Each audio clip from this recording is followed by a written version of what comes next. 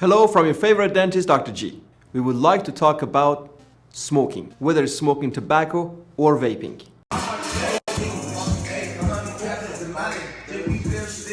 Wow. It's very interesting. Over the years and years, I learned not to be judgmental with the patients. We all have bad habits. It's just everybody has a different bad habit.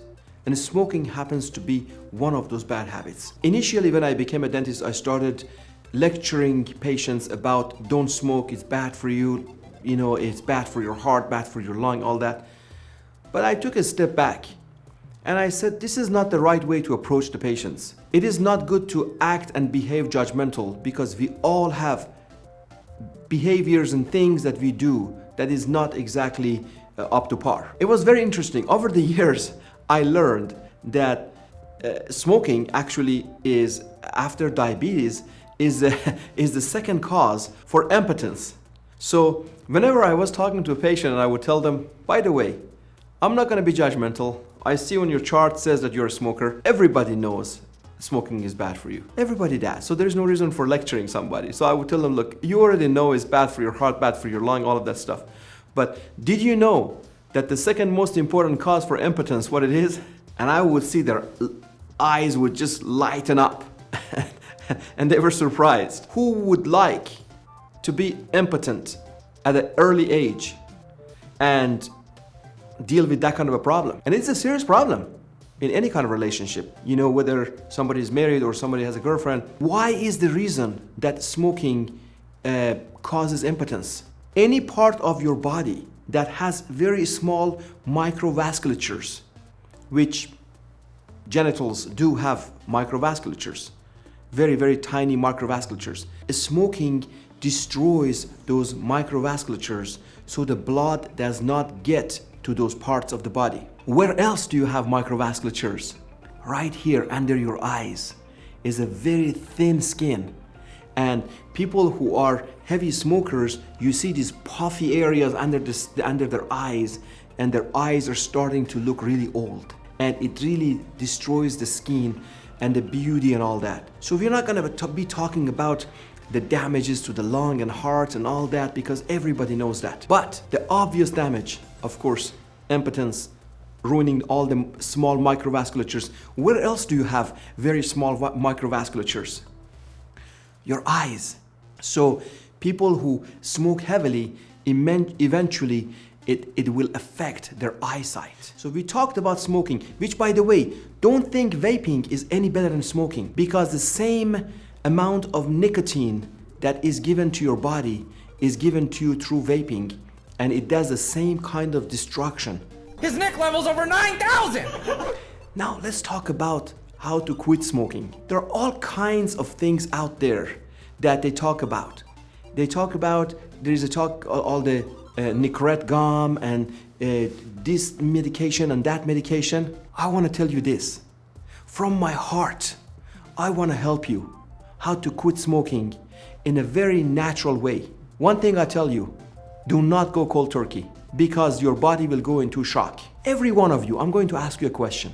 How did you start smoking? None of you went to a store and said, hey buddy, give me a whole pack of cigarettes and I want to start smoking a whole pack of cigarettes. None of you did that.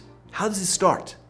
First is you're at a party with a friend and they offer you one cigarette and you get a couple of puffs, you cough a little bit, you feel a bit uncomfortable, and then you go to the next party, somebody offers you a cigarette, and then you start smoking from other people just offering it to you, and slowly you start poisoning your body. If you introduce that much poison into your body, a whole pack of cigarette into the body of a person who's never smoked, your body will go into shock and it can possibly kill you. People get their body used to more and more levels of the drug, and the body starts tolerating it more and more. It doesn't mean just because it's tolerating it, it doesn't mean it's not causing damage. It is causing damage. The same way that you ramped up the smoking, you started with one cigarette and then next time two, next time three, and then your friends started looking at you funny, like, wait a minute.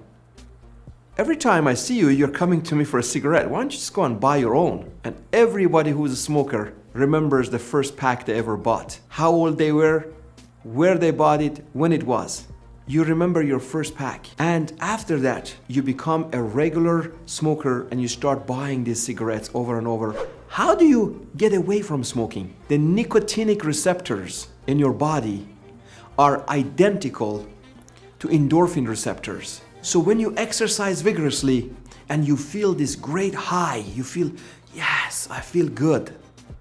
That's the kind of feeling people who smoke cigarettes, they give them, but in a false and wrong way. The nicotine goes into the endorphin receptors. It's like a lock and a key, and it quenches the thirst of those nicotinic receptors, and it makes you feel good, makes you feel calm, makes you feel relaxed. And then once the nicotine is worn out and it escapes the nicotinic receptor, then the nicotinic receptors become hungry and you start feeling nervous. That's why people who quit smoking, they feel like so nervous. Some of them, they get angry to the point like they want to kill somebody. It's really bad, people who just go cold turkey. So don't do that. It's bad for you and bad for the people around you. So how do you do that? Very simple.